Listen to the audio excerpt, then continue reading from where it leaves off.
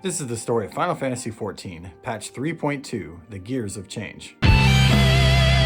Now, where we left off at the end of patch 3.1, Sir Aymeric is still trying to formalize the peace between Ishgard and the Dravanians. He confronted the true brothers of the faith, and after that, the dragon Vidofnir saved an Ishgardian child. Let's get started. Outside Manor Fortemps, Tataru says, with the Scions' names being cleared, more of them have returned to Revenant's Toll recently. Kryl and Thancred approach with good news. They may have found a way to track down Minfilia. Hydaelyn spoke to Minfilia in the tunnel under Ul'dah when she parted ways with the hero, and she also intervened during the battle with the Ultima weapon at the Praetorium. Kryl says she has a plan if only she can analyze the ether in the spot where they felled the weapon, so Thancred is going to sneak her in. The hero leaves for Revenant's Toll, while Kryl and Thancred head to Castrum Meridianum. While preparing to sneak in, Kryl and Thancred express how much Minfilia means to them. In those dark days following the calamity, she was our guiding light, our hope for a brighter future. When I finally emerged from my torpor, I learned that nary a day had passed without her asking after me. She never gave up hope. At the Rising Stones, the hero looks on as friends and allies resume their conversations as it was before. The heroes rejoin with Kryl and Thancred, and Kryl explains that they've analyzed both the Praetorium and the tunnels under Ul'dah, and confirmed that Hydaelyn intervened and pulled Minfilia somewhere, but she didn't leave a trace like Y'shtola did. Y'shtola says there is a place they need to visit called the Antitower, which provides a vantage point over the ethereal sea, and Matoya knows where the entrance lies. They return to her cave. Matoya tells the hero he can enter the Antitower so long as the others stay and help with chores. The hero fights his way through the Antitower, filled with forgotten magical creations, and at the end defeats Calcibrina, a wicked doll.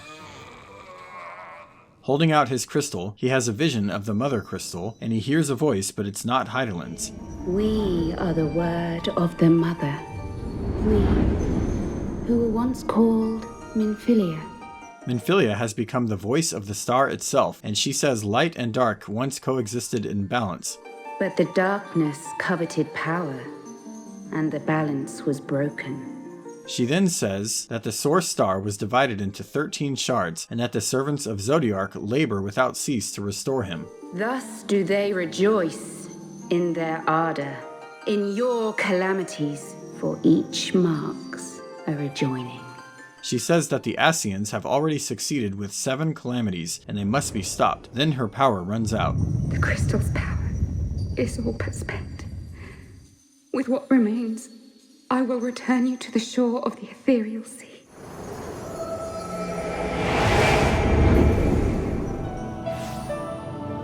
The hero returns to Matoya's cave and tells everyone what he saw. They are puzzled by her esoteric words and saddened by the realization that she's never coming back. Matoya advises them. The path you've chosen is paved with the dead. Walk it with your eyes open, or not at all. After a pause, Y'shtola is ready to proceed. Come, there is much to be done. Saddened but determined, they leave Matoya's cave. Later, the hero responds to a summon from Sir Aymeric. A pleasure to see you again, my friend. I take it you received our invitation. Aymeric wishes to have a public declaration of peace with the Dravanians and wants the hero to attend. He says not only has he played a pivotal role, he's afraid Nidhogg might crash the event and wouldn't mind having the Warrior of Light for backup. He agrees and heads to the event. Before it begins, the hero is making conversation with Artoirel when Lucia approaches. She says a group of soldiers called the Convictors are planning to attack the dragons when they arrive, defying Aymeric's orders. Artoirel and Lucia leave to dissuade the Convictors. Sometime later, the hero stops at the tavern for some refreshment before the event. Cold out, innit? Here, a mug on the house. Let's get some colour back in them cheeks. To think there could be peace in our time, after all them years of fighting. My husband, he died fighting the dragons, you see. And here we are, about to break bread with him.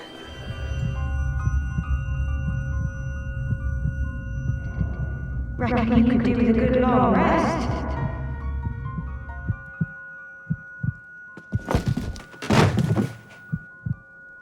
This was never your fight.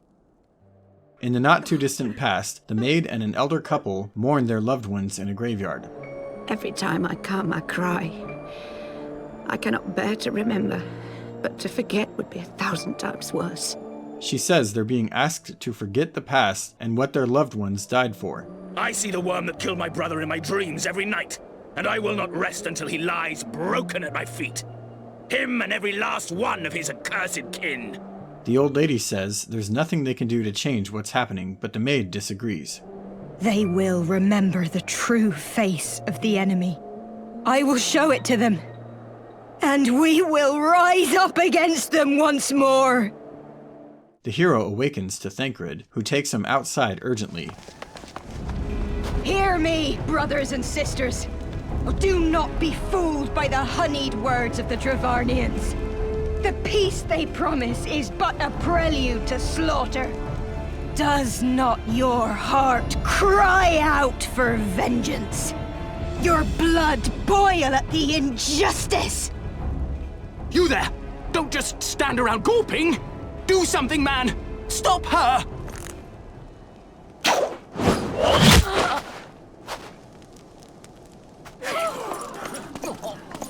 This is the choice they have given us, brothers and sisters! Death by Dragon's Fang, or death by Nobleman's command! Death to all we hold dear!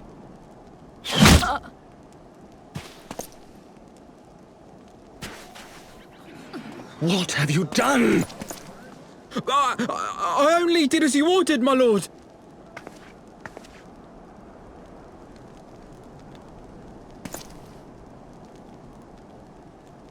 I gave no such order. I did not. I never meant for anyone to...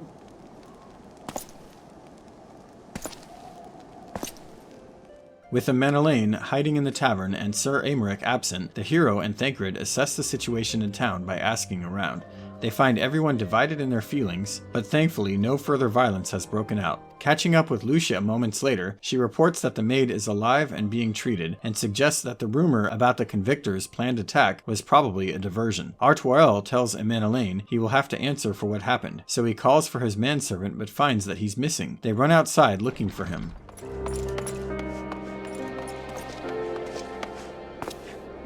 No, no! What have they done to you? Onowa! Onowa! He says he was beaten after asking people to stick around for the event, but doesn't blame Manelaine. Then he passes out. Tell me, what was I supposed to do? Someone, anyone, tell me, what was I supposed to do? Stop looking to others. You make your choice and you live with the consequences. And Manelaine punches Thancred and says he doesn't know what he's talking about. You know nothing about me. I have fought tooth and nail for the people I hold dear, and I have failed. Learn to live with it. Leaving Manelaine to wallow in self-pity, Thancred and the hero report back to Sir Aymeric. Aymeric and the Count lament over, once again, losing an opportunity to unite Ishgardians in the cause for peace. Aymeric suddenly shifts the conversation with a new idea, to join in the Grand Melee, where the nations of Eorzea participate in fighting for sport. The Count says his son Manelaine must join to restore his honor, and Aymeric asks the hero to speak with Lucia. The hero tells Lucia about the Grand Melee, and she prepares to recruit her best knights as well as Hilda's best fighters in the broom. Moments later, the hero finds Manelaine standing alone and tells him his father wishes him to join the Grand Melee. He says it's time for him to stop letting other people make his decisions for him and that he will go to Aymeric and decide for himself. Manelaine approaches Sir Aymeric with confidence. Lord Commander, through my careless orders, a pall has been cast over these proceedings, and I beg the opportunity to make amends. He then asks to join the Grand Melee. We would be honored to have you join the fray, my lord. Sir Aymeric stands up and praises the hero. A warrior without equal, who I am privileged to call a friend. He humbly asks the hero to join the Grand Melee, and the hero agrees, to everyone's joy. Brave men and women of the Eorzean Alliance, let the Grand Melee begin!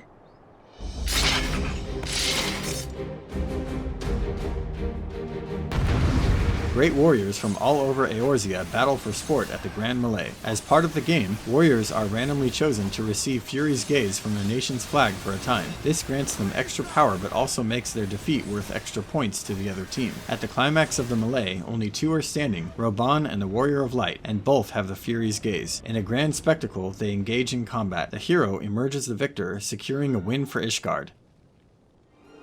Victory is ours! Ishgard! Ishgard!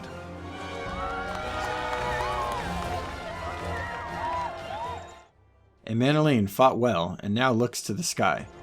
The future holds so much promise, so much joy. We need only show them the way. The Sultana remarks that the Warrior of Light was wearing the colors of Ishgard. At my behest, Your Grace. If we have given offense, the blame lies with me.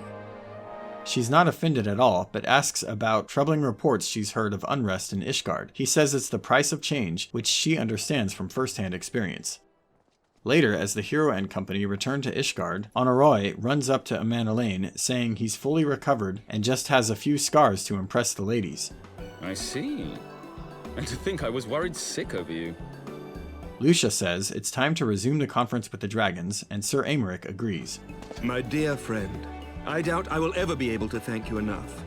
But when the conference is successfully concluded, I damn well mean to try. Later, the conference resumes as planned. Look!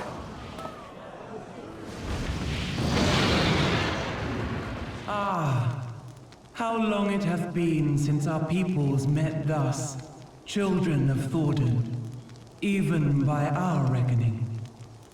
Vidofnir, daughter of Hraesvelga, we give thanks for your visit, and bid you welcome to Falcon's Nest. Sir Aymeric faces the crowd and begins to speak about the endless bloodshed of the Dragonsong War.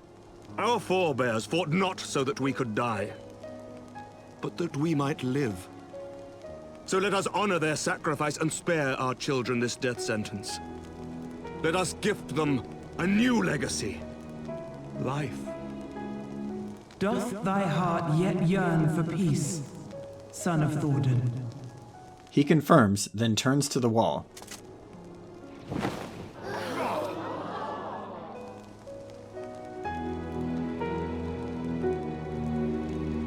The dream they shared shall be ours once more. Never!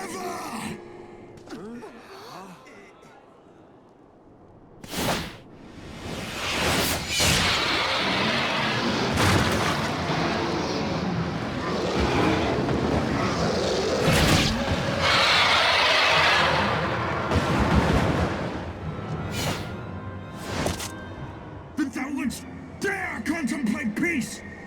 Hearken unto me, all of you!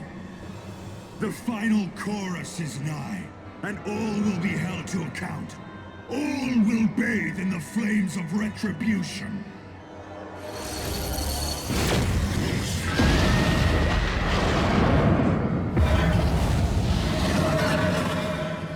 Hells, take that worm! While he lives, we'll never know peace. That evening, Alphino tells the hero that Vidofnir survived the attack, and he needs to speak with the hero privately. Alphino talks about the deaths of Haurchefant and Ysale. I do not want to be a man who sacrifices his friends and family for a cause. I want to fight for Estinian, and I want to save him. He and the hero agree that whatever comes next, they will do what they can to save Estinian. The following morning, Kryl speaks with Y'shtola about the corruption of Estinian.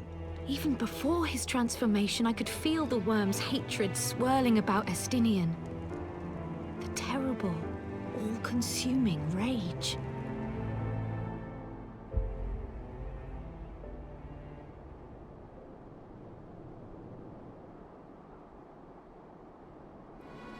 Meanwhile, near Alamigo, Papalimo warns Ida to be careful of who she trusts. And patch 3.2 ends there. If you want to see what happens next, check out the video on patch 3.3. See you next time.